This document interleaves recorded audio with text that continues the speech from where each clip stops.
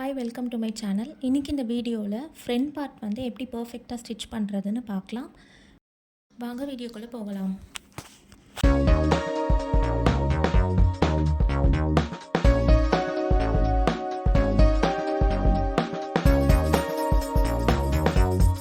இப்போ front part வந்து நான் கட் பண்ணி எடுத்துக்கிட்டேன். இதுக்கு முன்னாடி அப்லோட் பண்ண வீடியோவில் ஃபுல்லாக ப்ளவுஸ் வந்து எப்படி கட் பண்ணுறதுன்னு காமிச்சிருப்பேன். இதில் ஃப்ரண்ட் பார்ட்டில் வந்து லைனிங் ப்ளவுஸு சாரியோட இது வந்து நான் கட் பண்ணி எடுத்து வச்சுருக்கேன். நம்ம ஃப்ரண்ட் பார்ட் வந்து ஸ்டிச் பண்ணுறதுக்கு முன்னாடி எப்போவுமே நம்ம ரெண்டு பக்கமும் மெயின் பார்ட்டில் எது குட் சைடு எது பேட் சைடுன்னு நம்ம மார்க் பண்ணி எடுத்து வச்சுக்கணும். இந்த இடத்துல வந்து பார்த்திங்கன்னா நான் லைனிங் கிளாத்தை வந்து ஃபுல்லாகவுமே பேக் சைட்லேயே வச்சு அதுக்கப்புறம் க்ராஸ் பீஸ் கொடுத்து அட்டாச் பண்ண போகிறேன்.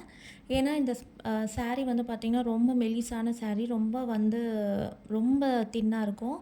அதனால் நம்ம அடித்து திருப்பினோம் அப்படின்னா ஃபினிஷிங் நல்லா இருக்காது. முதல்ல நான் எல்லாத்துலேயுமே வந்து மார்க் பண்ணிவிட்டு லைனிங் கிளாத்தை இந்த மாதிரி ப்ளேஸ் பண்ணிவிடுவேன். பண்ணிட்டிங்கன்னா உங்களுக்கு நெக் பக்கம் கரெக்டாக இருக்கிற மாதிரி வச்சுட்டு அதுக்கப்புறம் ஸ்டிச் பண்ணி முடித்ததுக்கப்புறம் நம்ம வந்து எந்த ப்ராப்ளமுமே வராது. நம்ம இந்த மாதிரி செக் பண்ணாமல் நம்ம ஸ்டிச் பண்ண ஆரம்பிச்சிட்டோன்னா நம்ம தப்பாக வந்து ஸ்டிச் பண்ணுறதுக்கான வாய்ப்புகள் நிறைய இருக்குது. ஸோ பிகினர்ஸாக இருந்திங்கன்னா இந்த மாதிரி மார்க் பண்ணி ரெண்டு பக்கமுமே நெக் பார்ட் இருக்கிற மாதிரி வச்சுட்டு நம்ம ஒரு பக்கம் எடுத்து வச்சு இன்னொரு பக்கம் ஸ்டிச் பண்ண ஆரம்பிக்கலாம்.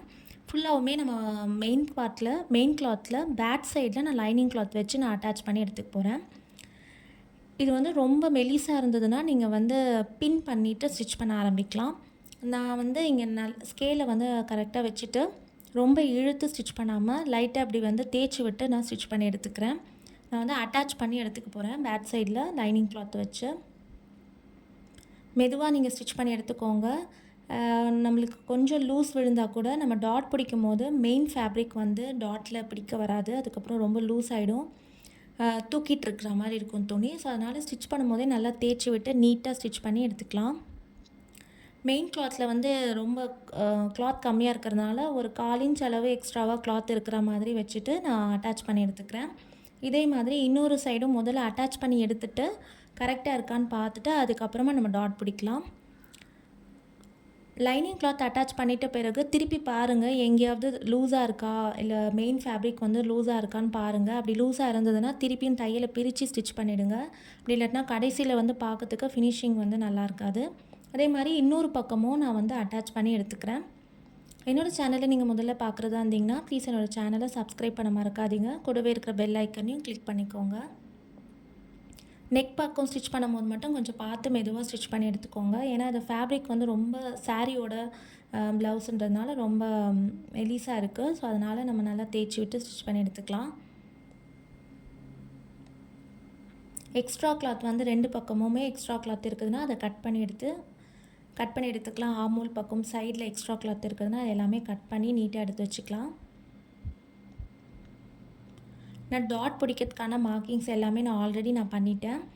அளவு ப்ளவுஸில் என்னென்ன மார்க்கிங்ஸ் இருக்கோ அதே தான் நான் இங்கே மார்க் பண்ணியிருக்கேன்.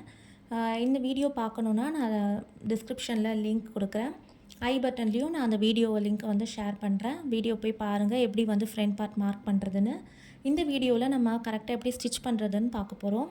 இப்போ நம்ம நாச்சஸ் போட்டிருக்கோம் இல்லையா, அந்த ரெண்டு நாச்சஸையும் ஒன்றா இருக்கிற மாதிரி வச்சு ஃபஸ்ட்டு மெயின் டாட் வந்து பிடிக்க போகிறோம், க்ராஸாக பிடிக்க போகிறோம்.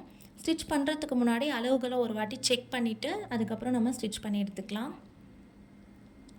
ஒன் சைட் ஸ்டிச் பண்ணோன்னே இன்னொரு சைடும் அதே மாதிரி ஸ்டிச் பண்ணி எடுத்துக்கலாம்.